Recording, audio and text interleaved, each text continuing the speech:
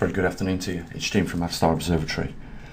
The last video I thought I would incorporate a little bit of humour in there. It weren't really that funny, but it was a nice change to do that because, you know, after all, what we're dealing with here are not very pleasant events. You know, in most circumstances, the outcomes are all a bit doomy and gloomy. There's nothing too pleasant about a planet that goes through a magnetic reversal.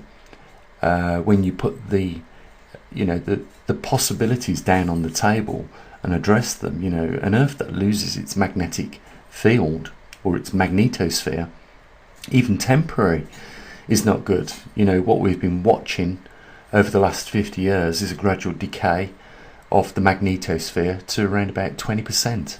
You know, we've seen cancer increase. We've learned that, you know, the weakening magnetosphere is related to cardiac arrhythmia failure.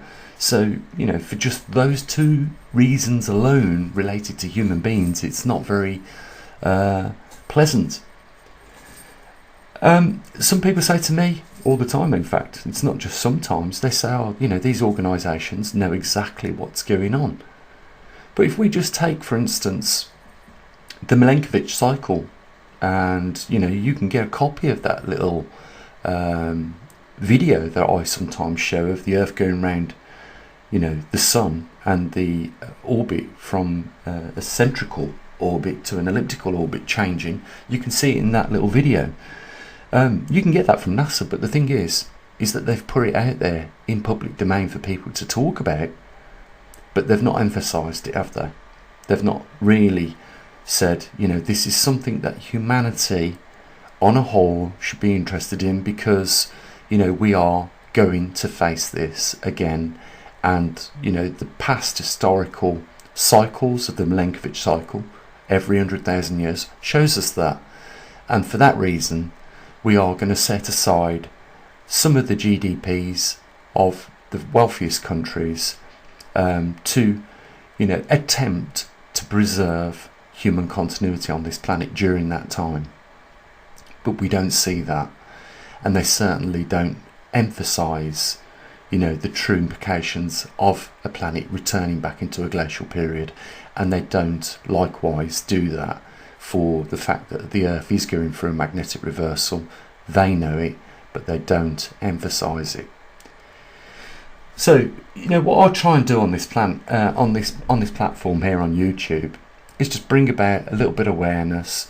I'm not trying to spread the fear, but what I am saying is the likelihood of you being caught up in some of these events in the not too distant future are increasing, because we haven't seen any point at this moment of equilibrium, which is the halfway point, which is where things are at their worst and then they start to get better.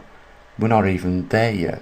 What we have done is put some ideas on the table, like we've suggested. In 9 months' time, it is perfectly and scientifically feasible for, you know, an acceleration of the magnetic North Pole, and then we could start seeing other things change. And if anything going back over the last 30 years is to go by, how we've seen the climate on our planet change as a result of the magnetic reversal, then we could expect, if we were being logical, you know, these changes to increase at that point where, you know, possibly the magnetic North Pole enters those weak field lines and starts to migrate much quicker. You know, I always try at the beginning of every video to thank those people that are supporting what we do here. And, you know, today I got some of the equipment out, like the atmospheric CO2 meter, the oxygen meter. You know, obviously we use the TriMag system to give us an accurate pinpoint, position of the magnetic current North Pole over the northern hemisphere, as well as a lot of other things. We collect data on quite a few things, like you know, how many earthquakes are actually in eruption at this point in time and not showing signs of eruption. We're just interested in the, you know, the nitty-gritty, and we record it. And people might not pay any attention to these videos that we do like this, but I just want to say, first and foremost, a big thank you to those few that have made it possible for us here at the observatory, first of all, to buy the equipment.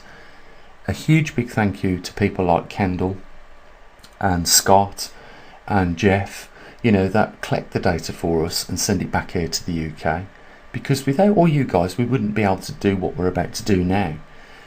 And that is just compare over the last 2 years that we've been recording at this observatory the levels of CO2, because CO2 is, as we are led to believe, rising all the time, and is responsible for global warming. Well, despite the fact that in many videos I've showed you how much atmospheric CO2 is actually in the atmosphere, and how much of that CO2 is responsible for mankind putting in the atmosphere, there is still a lot of alarmists pushed by Western governments and other governments around the world. I mean, we've seen COP22 trying to, commit to getting that £100 billion together so that they can spend it on various things. But at this point, nobody has committed to that yet, but they are still trying to push it. But the fact is they're doing it on the back of CO2.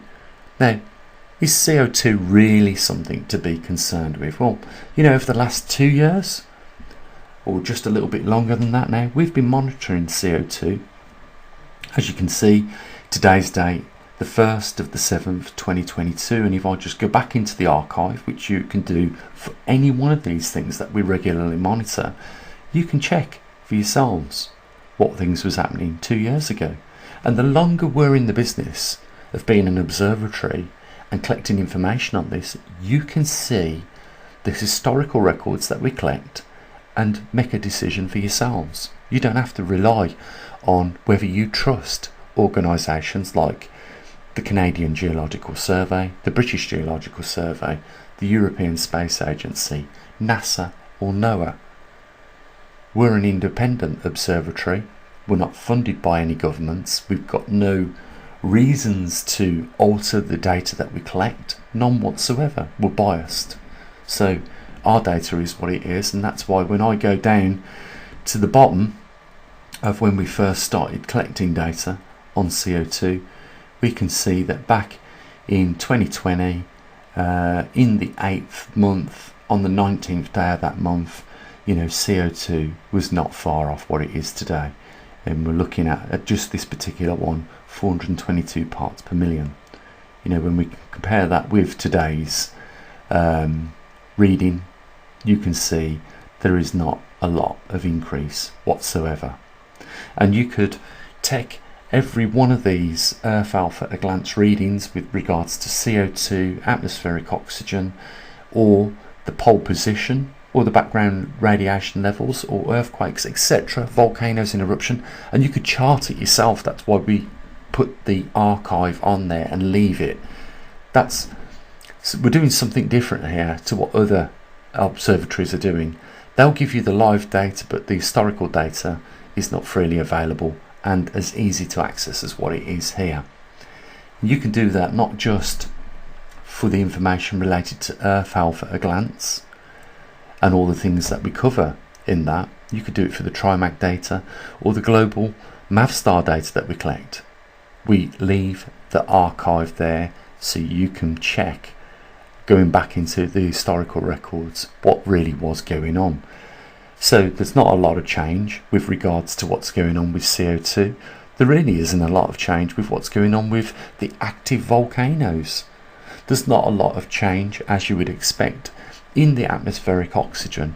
But the only reason why I can tell you that today is because I took the initiative to get the equipment, to record the information and record it over a long period of time. If it weren't for someone like me doing that, you wouldn't have that information. If it weren't for those golden superstars that have chipped in a few bucks here and there, we would never been able to buy the equipment. So, that is a demonstration to you guys how important this observatory is in this time where we're in, where there's so much confusion of you know, whether things are right and whether things are wrong. You know, we put it simply on the website for you to check those facts yourselves. Now, on that, you know, today we're going to see probably 3,000 people view this video. And out of those 3,000 people, there's going to be just a couple of people that are going to chip in to the observatory. And that is really saddening. Because your daily lives are being affected, if not directly by the effects of these things that are happening around our world, they are being affected by the government legislation that is being generated on the back of these things. You know, and I just ask you to make that little bit of effort to donate and keep us going at this observatory, because I think we've just demonstrated our worth here. I want to just ask you a simple question before you make up your mind as to whether you are prepared to even, you know, take that little bit of extra effort and fill out that form to make a donation. Is there any other platform on YouTube like ours?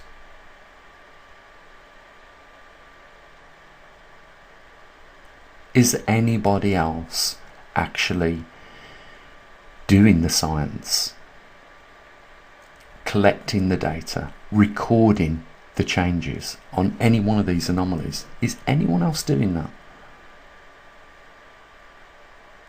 And if they're not, then, you know, that should tell you that this platform, the maverickstar Observatory, and the people that all pull together to do it is extremely rare in this day and age. If you really are concerned about CO2, atmospheric oxygen, or the migration of the magnetic North Pole, or any other anomalies that we cover, then you should be supporting us. It's as simple as that. Because if we are the only platform doing it, then surely you'd want to keep the only platform doing it going. There will be at least 2,000 people today view this information. You can go over to our website any time you want, and we cover lots of different things on there. Sea ice extent, Schumann frequency if you're interested in that. You know, we've got magnetometer data, not just from the platforms that where we collect it, but from other platforms. It's all there free of charge, but it does require a little bit of support, and really it needs to increase. We need more than just a couple of people coming along every video we do and making a little contribution. If we're serious about keeping the only platform going, then we need to also be serious about keeping it funded, guys. We could do a hell lot more than what we're doing now, but we need a collective joint effort. Guys, I want to thank you for your time watching this video. The data's there on the website on all the anomalies that we talk about. We really hope that you are you know, up for supporting us and keeping this going. As always, you take care of your loved ones, guys, and I will be back soon. As always, bye for now.